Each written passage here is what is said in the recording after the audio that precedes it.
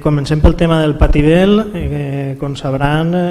este tema ja s'ha parlat diverses vegades, inclús la mateixa pregunta es va fer en este plenari ja fa un temps i la resposta és pràcticament la mateixa. La gent de tavernes o els veïns de tavernes podem estar tranquils perquè el Patibel pràcticament no afecta en res al que són els sectors urbanitzables. L'únic sector que podria veure's afectat és el sector d'Èsset, el que es coneix com el Marenys 2A, antic Marenys 2A, que té una pròrroga, un tractament especial en el qual se li donen 5 anys a tots els sectors urbanitzables de tota la Comunitat Valenciana que han tingut aquest tractament especial, se li dona una pròrroga de 5 anys per a fer acabar la seva tramitació i 5 anys per a executar les obres. El que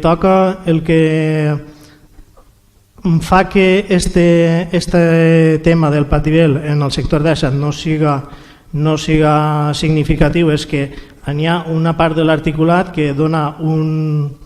caràcter encara més especial a sectors urbanitzables en els quals es pugui imputar no poder realitzar aquesta urbanització per temes que siguin imputables a l'administració, que no siguin a l'agent urbanitzador, en el qual el rellotge no comença a comptar fins que no estiguin complerts tots els requisits que són previs a poder-se fer la urbanització. Concretant en el tema del sector d'Èsset, com tots sabem,